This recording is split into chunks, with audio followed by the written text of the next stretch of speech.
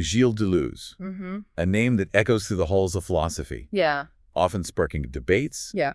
and pushing the boundaries of conventional thought.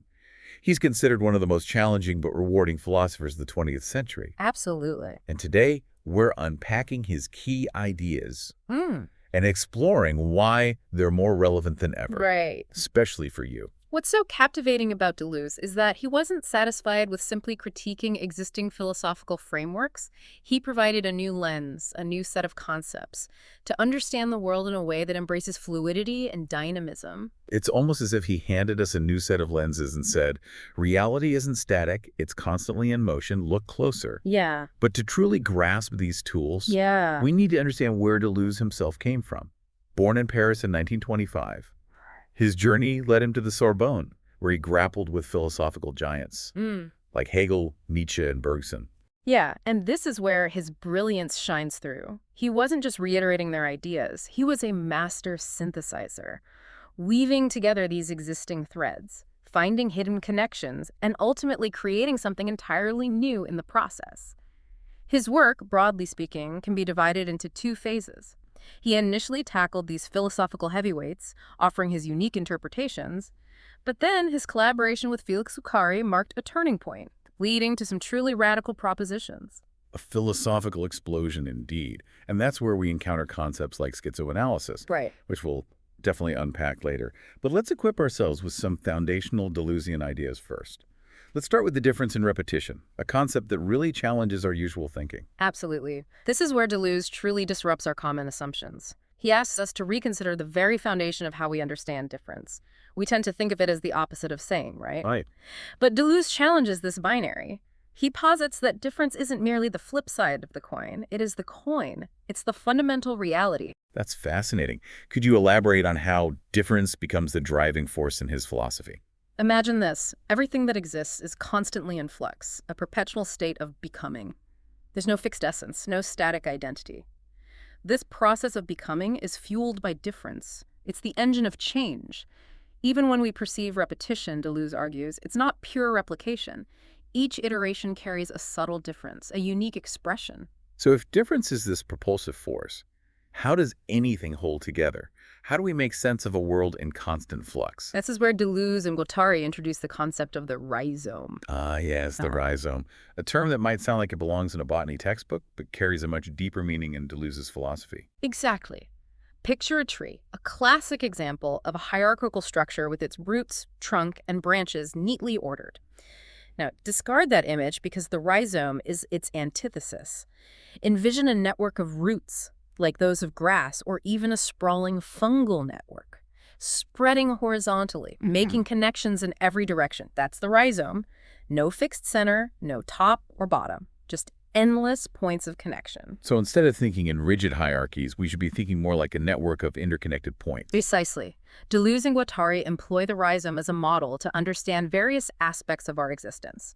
Knowledge, culture, and even power dynamics. It helps us recognize that these systems don't always operate in a linear top-down fashion. Power can be diffuse, knowledge can be decentralized, and culture itself. It's a complex, interconnected web of influences. This makes me think of the internet, social movements, Yeah. even ecosystems in nature. They all seem to operate more like rhizomes than rigid hierarchies, wouldn't you say? Absolutely. And this is one of the reasons Deleuze's work remains so relevant.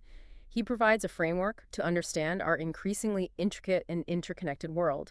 But it's not simply about acknowledging these interconnected networks. Deleuze also gives us the tools to understand how they assemble, how they function. And that's where the concept of assemblages comes into play. Think of assemblages as building blocks, constantly in motion, always reconfiguring their temporary groupings of people, ideas, institutions, even objects. They come together, interact, produce an effect, and then they transform or dissolve, never static, always dynamic. So it's not just about interconnectedness, but about how these connections actually function, how they generate something new, however fleeting it might be. Can you give an example of how this idea of an assemblage plays out in the real world? Imagine a protest movement. You have individuals from diverse backgrounds, each with their own beliefs and motivations, drawn together by a shared grievance, a desire for change. But it's more than just the people. You have the physical space of the protest. The signs and banners, the social media amplifying their message, even the response from authorities. All these elements, human and non-human, are temporarily interacting, shaping each other. And the outcome, well, it's never entirely predictable. That's what I find so compelling about this concept. It embraces uncertainty, the potential for unexpected outcomes. You can't control every variable in an assemblage, which leaves room for something genuinely new and transformative to emerge. Precisely. And this leads us to another pivotal concept in Deleuze's work, becoming. It challenges our typical understanding of being, which often implies something static and fixed. Deleuze urges us to move beyond this static view. Everything is in flux, a constant state of becoming. So it's not about reaching a fixed destination or a static identity, but embracing the journey, the continuous transformation. Exactly. And this applies to both individuals and larger systems. Deleuze talks about becoming animal, for example. He's not suggesting a literal transformation into another species, but rather a breaking free from the self-imposed limitations that confine us, tapping into a more fluid sense of identity. It makes me think of those times when we push beyond our comfort zones, when we embrace new perspectives, new ways of being in the world. Those are all forms of becoming, wouldn't you say? Absolutely. It's about recognizing the potential for change and transformation that exists within us and around us.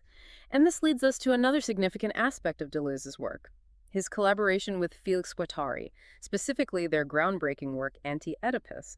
This is where they shake the foundations of traditional psychoanalysis. They took on Freud himself, which was quite audacious, what led them to challenge something as established as Freudian psychoanalysis. Deleuze and Guattari challenged the traditional Freudian model of the unconscious, particularly the emphasis on the Oedipal complex. They argued that it was too focused on family structures and repressing desire. They believed that desire was much more fluid, much more creative than Freud's model suggested. So what did they offer as an alternative to the Oedipal complex? What was their perspective on desire? They called their approach schizoanalysis. Schizoanalysis. That certainly sounds intriguing, if not a bit intimidating. Could you break that down for us? What does it actually mean? It's about recognizing the productive power of desire, its ability to forge new connections, new ways of being. Imagine desire as this flow of energy, constantly seeking new outlets, new expressions.